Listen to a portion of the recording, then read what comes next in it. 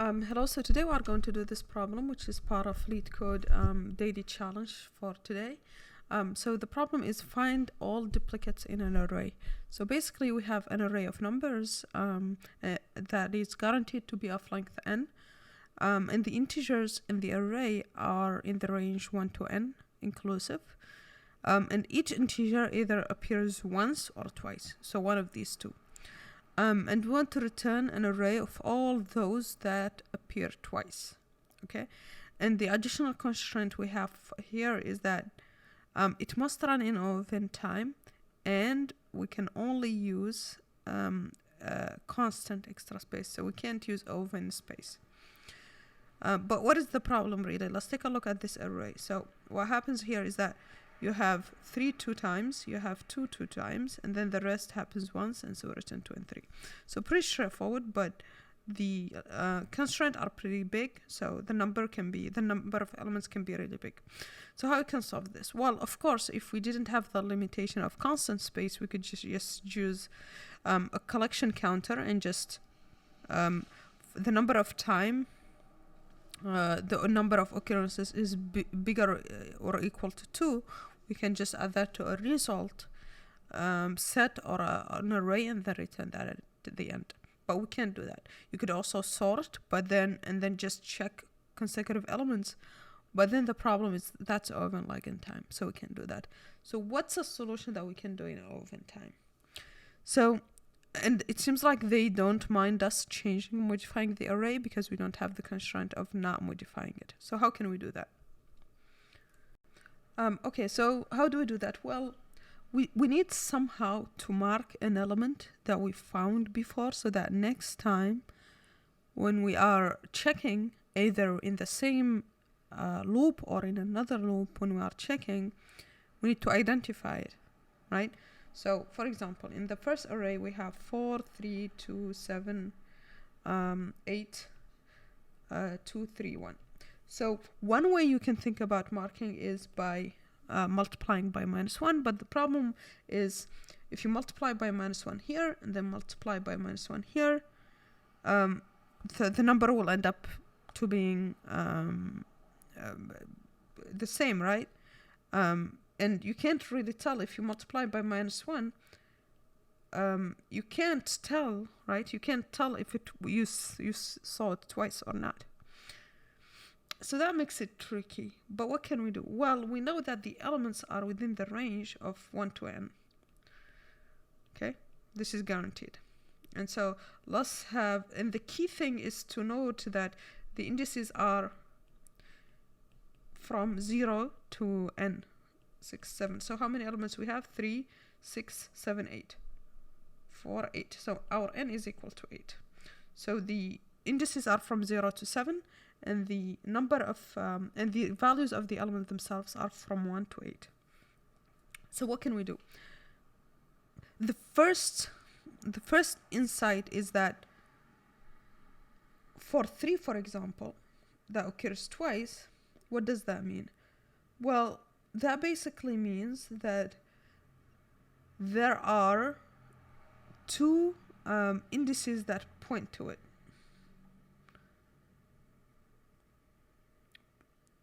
So for example, let's see, we have this indices that points to it and this index that points to it. That's literally what it means to occur twice, is to be in 2 places, to have 2 indices that point to it.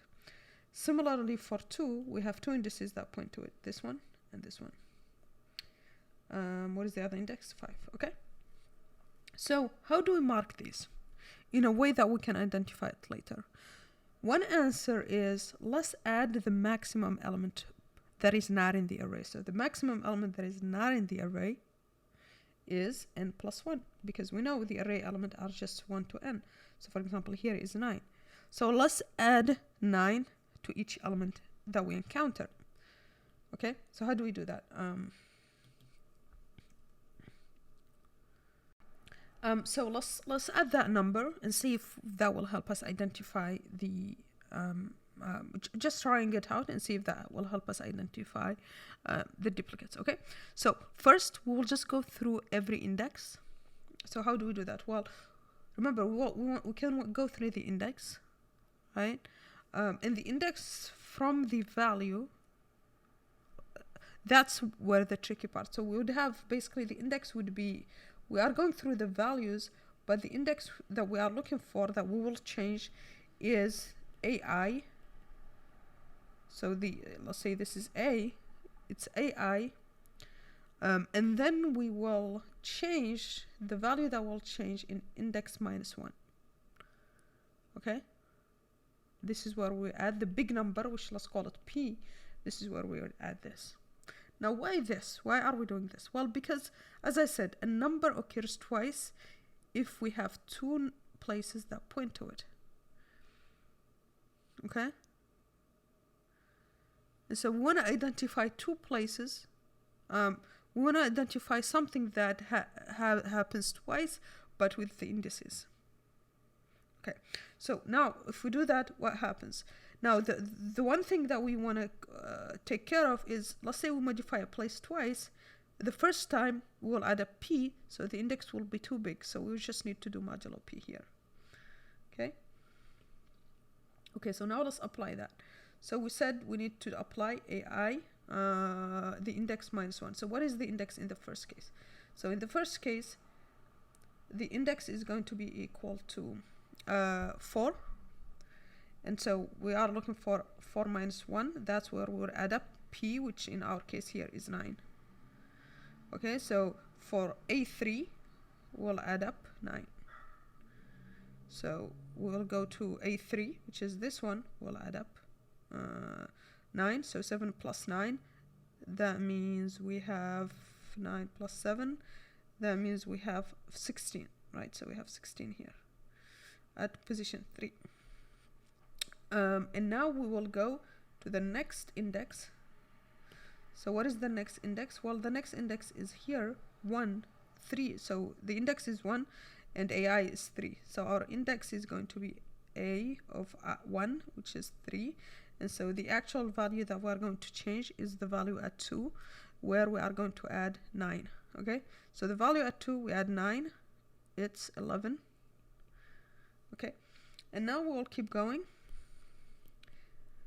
And then we go here, we need to modify A1, right? We need to add 1. We need to add 9, which is P. And so A1, we need to add 9, which means we have now 12 here. And then we will go to 3, which by the way is 16. So we need to do modulo 9, no, modulo P basically. So that means it's 7. Okay, and then we do A of 6 because 7 - 1 plus that 9. And so that's A of 6.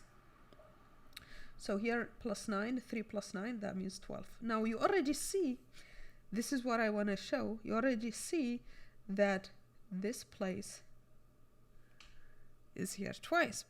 And that's just from this 3 twice. So we didn't change anything really here. Okay, so now let's keep going. Now we go to 8. So we did 7, now we go to 8. Okay, so we go to index 4. So the value itself is 8. And so if we do 8 - 1, that's 7. A of 7, we need to add 9 to A of 7. So A of 7 here, we need to add 9, so we have 10 here. Okay, 7, 6, 2, 1. Okay, and then now we'll go to the next one, which is, bear with me, I know this is taking a little bit of a longer time, but we'll see the result in the end. So now we are at A of 5, which is equal to 2. And so now we have A of 1, we need to add P9 to A of 1. And so here we need to add 9 to 12.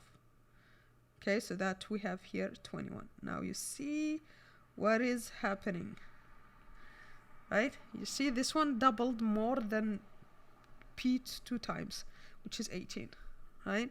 Because 18 plus 3, that's 21. That's the key insight. Places where the number occurs twice will be more than multiple of 2P, right? That's the key insight here. is with this modification, we can just do another pass looking for anything that is more than multiple of 1p, right? Because that immediately tells us that we had to add to it p twice. Okay, so this is in first pass. Then in our second pass, what we'll do is basically find any, so we'll basically find any array that is first bigger than p, because that means we added a value to it, and that the element divided by p, basically how many multiples of p is ai, that it's bigger than 1, okay? Or you can do bigger or equal to 2, because if it's bigger or equal to 2, that means we added p to it twice, which means it occurred twice in the array. Okay, we don't need to fill out the rest, because you already see with this we will find that 3 is the result. Okay, and so let's do the implementation here and see how it works. Okay, so let's implement the logic we just saw in the overview. So first, let's just rename this. Length is a, and p, what we said, is going to be just the smallest element that is not in the array, which is n plus 1. And then we need our result array that will return at the end. So let's just have it as a set, or a result set, and so we return that at the end. Okay, and now the first thing we do is we just go through it and just mark, as we said. So we just add up. First we get the index, which we said is going to be ai. First we modulo p for any previous modification, and then we do -1, because remember the value is, because the values are from 1 to n, the indices are from 0 to n. Okay, so we just subtract 1 so that we get a valid index. And then this index, we just add up p. Once we do this, now we look for positions with, so we look for positions with value multiple more than or equal to p. Okay, and so that's what we're looking for here. So we just go through the elements, and if the element, it should be, all of them should be bigger than p, so we don't need to check that, but we check if the division is bigger or equal to 2, because that means we added twice, at least twice. So if that's the case, then we're going to add I plus 1, because remember this is the pointer to it. And so we return res, and that should be it if we're on this.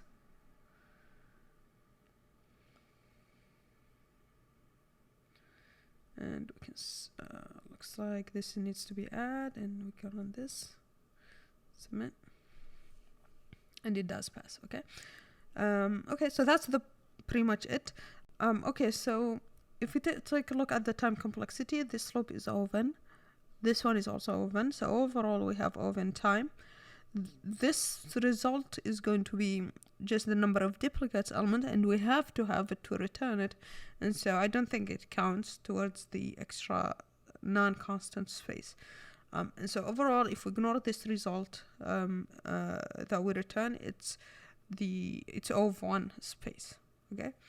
Yeah, so that's pretty much it for this problem. Hope this was useful. Thanks for watching, and see you on the next one. Bye.